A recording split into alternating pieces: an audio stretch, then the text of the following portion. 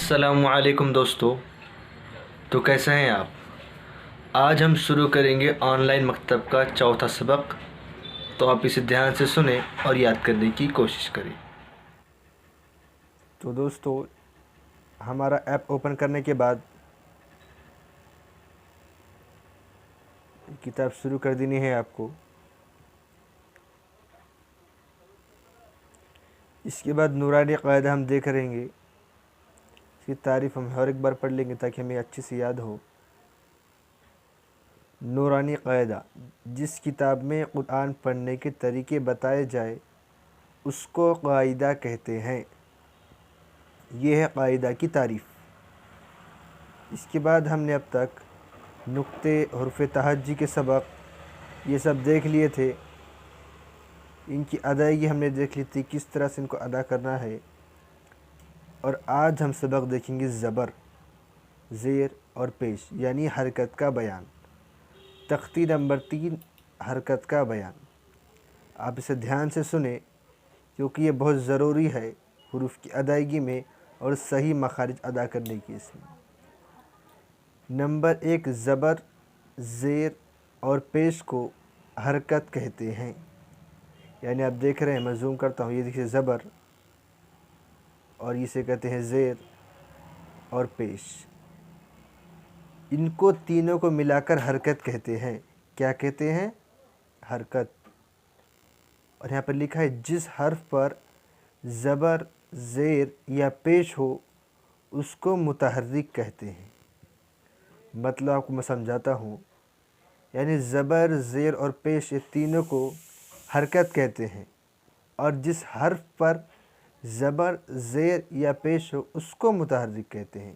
مثال کے طور پر لے لیجئے، یہاں پر ہا ہے اور اس پہ ہم نے دیا زبر، یہ ہا پہ ہم نے دیا زبر تو یہ متحرک ہو گیا۔ قاف پر زبر دیا تو متحرک ہو گیا۔ یہ الف پر زیر دی تو یہ متحرک ہو گیا۔ اس طرح اس کو متحرک کہتے ہیں۔ نمبر 3 دیا گیا یہاں پر، متحرک حرف کو جلدی پڑھے، ذرا بھی نہ کھینچے۔ یعنی جس حرف پر زبر ہوتا ہے یعنی وہ متحرک ہو جاتا ہے، اس کو ذرا بھی نہ کھینچے، تھوڑا سا بھی نہ کھینچے، بالکل جلدی پڑھے اس کو۔ جیسے کہ مثال دی گئی یہاں پر آپ دیکھ سکتے ہیں، با سین زبر بس۔ یہاں پر دیکھ رہے ہیں آپ، با، اس کے بازو میں سین، با سین زبر بس۔ اسے باس نہیں کہیں گے ہم، بسا بھی نہیں کہیں گے، بس، با زبر ب اور با سین زبر بس، اس طرح اس کو پڑھیں گے۔ اور یہاں پر نیچے لکھا ہوا ہے 4 نمبر،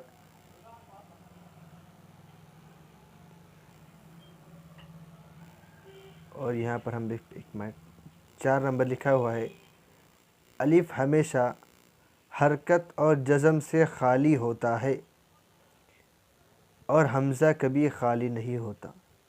یعنی الف جو ہوتا ہے وہ حرکت اور جزم سے ہمیشہ خالی ہوتا ہے، یعنی الف کے اوپر کبھی زبر زاد نہیں آتا اور سکون بھی نہیں آتا، ہمیشہ وہ خالی ہوتا ہے۔ اور حمزہ کبھی خالی نہیں ہوتا، یعنی حمزہ، الف، اس میں کا فرق بتایا ہے یہاں پر کہ جو الف ہوتا ہے وہ ہمیشہ خالی ہوتا ہے، کبھی اس پر زبر نہیں ہوتا، کبھی اس پر سکون جزم نہیں ہوتی، اور جو حمزہ ہوتا ہے وہ کبھی خالی نہیں ہوتا، یعنی اس پہ کچھ نہ کچھ ضرور ہوتا ہے۔ یہ یہاں پر اس کی تختی بتائی گئی ہے، آپ اس کو اچھے سے یاد کریں تاکہ آپ کو پڑھنے میں آسانی ہو۔ اس کی چند مثالیں ہم نیچے سے دیکھ لیں گے۔ سبق نمبر 1، زبر۔ اب زبر کیسا پڑھتے ہیں آپ کو میں بتاتا ہوں۔ زبر والے حرف کو جلدی پڑھے، ذرا بھی نہ کھینچے۔ جیسے کہ دکھاتا ہوں میں آپ کو، جس حرف پر زبر ہو اس کو ایک دم جلدی پڑھے، ذرا بھی نہ کھینچے اس کو۔ جیسے کہ حمزہ زبر ا، با زبر ب، تا زبر ت، تا بھی نہیں کرنا ہے، ت بھی نہیں کرنا ہے۔ حمزہ زبر ا، با زبر ب، تا زبر ت، ثا زبر ث۔ اتنا آج کے لیے کافی ہے. اب 4 حرف کی مشق کریں. آج کا سبق ہم آپ کو اگلے سبق میں بتائیں گے. اس کے بعد ہم دیکھیں گے حفظ سورہ. حفظ سورہ کی تعریف ہم پھر ایک بار پڑھ لیں گے. قرآن کریم کی کسی صورت کے یاد کرنے کو حفظ سورہ کہتے ہیں. اس میں اب تک ہم نے 3 سبق پڑھے تھے. تیسرے سبق کو ہم اور ایک بار دہرائیں گے تاکہ آپ کو اچھے سے یاد ہو جائے. سورۃ الفیل. بسم اللہ الرحمن الرحیم. ألم تر كيف فعل ربك بأصحاب الفيل ألم يجعل كيدهم في تضليل وأرسل عليهم طيرا أبابيل ترميهم بحجارة من سجيل فجعلهم كعصف مأكول. یہ سبق پڑھنے کے بعد اب ہم دعا و سنت دیکھیں گے. دعا و سنت کی تعریف آپ کو بتاتا ہوں. اللہ سے مانگنے کو دعا اور ہمارے نبی صلی اللہ علیہ وسلم کے طریقے پر چلنے کو سنت کہتے ہیں. کھانے سے پہلے کی دعا بسم اللہ ہم نے پڑھی تھی. اگر کھانے سے پہلے کی دعا پڑھنا بھول جائے تو بسم اللہ اولہ و آخرہ یہ دعا ہم نے پڑھ لی تھی. اور کھانے کے بعد کی دعا الحمدللہ الذی اطعمنا وسقانا وجعلنا مسلمین یہ دعا بھی ہم نے پچھلے سبق میں پڑھ لی تھی. اور ساتھ ہی ساتھ کھانے کی سنتیں بھی ہم نے پچھلے سبق میں پڑھ لی تھی. آج ہم دیکھیں گے سبق نمبر 5 دعوت کھانے کے بعد کی دعا. یعنی کسی کے مہمان بن کر جانا اور ان کے دعوت کھانا کھا کر آنے کے وقت کون سی دعا پڑھنی چاہیے. اس میں ہم بہت سارے احباب دعوت میں کھانا کھانے جاتے ہیں اور کھانے پر عیب لگا کے آ جاتے ہیں. لیکن ہمیں ویسا نہیں کرتے ہوئے ہمارے میزبان کو دعائیں دے کر آنی چاہیے. اور اس کی دعا ہمارے نبی صلی اللہ علیہ وسلم نے بتائی ہے. اس کو ہم دھیان سے دیکھیں گے اور یاد کریں گے اور اس پر عمل کی کوشش کریں گے. دعوت کھانے کے بعد کی دعا. حضرت مقداد رضی اللہ عنہ فرماتے ہیں کہ رسول اللہ صلی اللہ علیہ وسلم نے دعوت کے موقع پر یہ دعا پڑھی.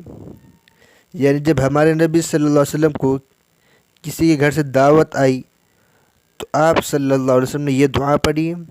آپ بھی ہمارے ساتھ پڑھیے.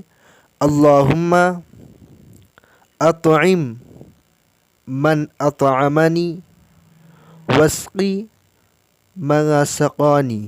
پھر اس سے ایک بار ہم پڑھیں گے. اللہم اطعم من اطعمنی واسقی من سقانی. جس کا ترجمہ یہ ہے اے اللہ جس نے مجھے کھلایا تو اس کو کھلا اور جس نے مجھے پلایا تو اس کو پلا. یہ دعا آپ کو یاد کرنی ہے اور اس پر عمل کی کوشش کرنی ہے. اس کے بعد ہم عقائد میں کلمہ طیبہ ہم نے شروع کیا تھا. کلمہ طیبہ سے کلمہ طیبہ کلمہ شہادت اور کلمہ تمجید ہم نے پچھلے سبق میں پڑھ لیا تھا. آج ہم کلمہ تمجید کو پورا پڑھ لیں گے. کلمہ تمجید یعنی تیسرا کلمہ سبحان اللہ والحمد للہ ولا الہ الا اللہ واللہ اکبر ولا حول ولا قوة الا باللہ العلی العظیم. اس کا ترجمہ ہم آئندہ کی ویڈیو میں دیکھ لیں گے.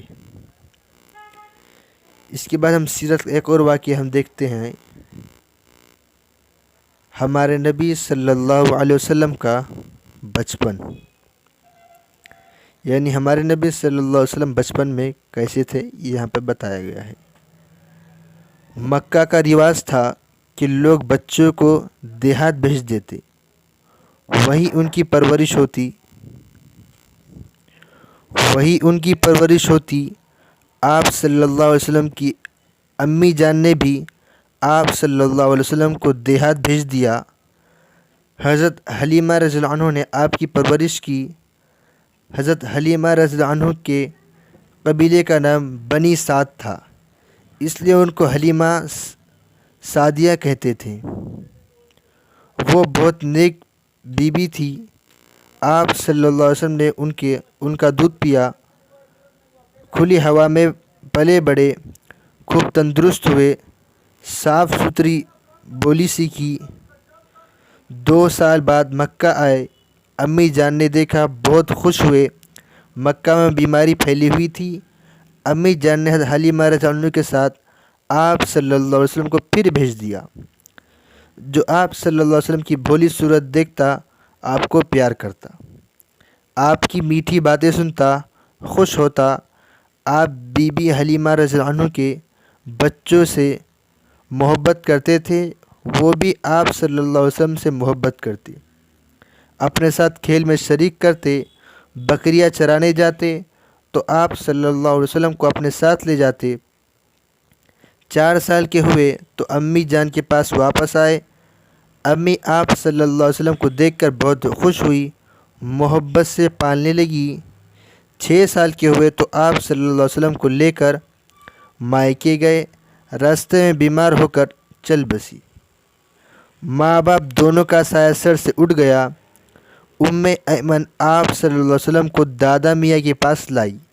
دادا میاں کو بہت دکھ ہوا، کیا کرتے، مرنا جینا اللہ کے اختیار میں ہے، آئی ہوئی گھڑی کو کون ٹال سکتا ہے۔ بڑے ہو کر پیارے رسول صلی اللہ علیہ وسلم نے ایک بار مقام ابوا سے گزرے۔ امی جان کی قبر دیکھ کر آپ صلی اللہ علیہ وسلم کا دل بھر آیا۔ آپ صلی اللہ علیہ وسلم کی آنکھوں میں آنسو دیکھ کر صحابہ بھی رونے لگے۔ یعنی یہاں پر ہمارے نبی صلی اللہ علیہ وسلم کا بچپن کس طرح سے گزرا۔ پیدا ہونے سے پہلے ہی والد صاحب کا انتقال ہو گیا، اور پیدا ہونے کے بعد 4 سال تک آپ حلیمہ رضی اللہ عنہا کے پاس رہے، اور 6 سال کی عمر میں آپ صلی اللہ علیہ وسلم کی والدہ کا بھی انتقال ہو گیا، اور اس کے بعد وہ دادا کے ساتھ چلی گئی۔ نیچے سوالات دیے گئے ہیں، آپ اس کا جواب ڈھونڈیں اور معلوم کریں اس کا جواب کیا ہے۔ نمبر 1، مکہ کا کیا رواج تھا؟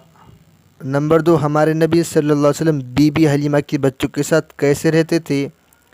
نمبر 3، کتنے سال بعد آپ صلی اللہ علیہ وسلم اپنی والدہ کے پاس واپس ہوئے؟ اس کے بعد یہاں پر زبان دی گئی ہے۔ عربی زبان ہم سیکھ رہے تھے، جس میں گنتی ہم نے سیکھی تھی 20 تک۔ آج کے سبق میں ہم شروع سے لے کر 20 تک گنتی ایک ساتھ پڑھیں گے۔ آپ بھی ہمارے ساتھ پڑھیے۔ 1، 1، 2، 2، 3، 3، 4، 4، 5، 5، 6، 6، 7، 7، 8، 8، 9، 9، 10، 10، 11، 11، 12، 12، 13، 13،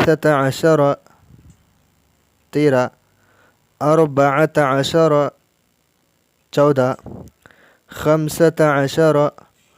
15، 15، 16، 16، 17، 17، 18، 18، 19، 19، اور 20، 20۔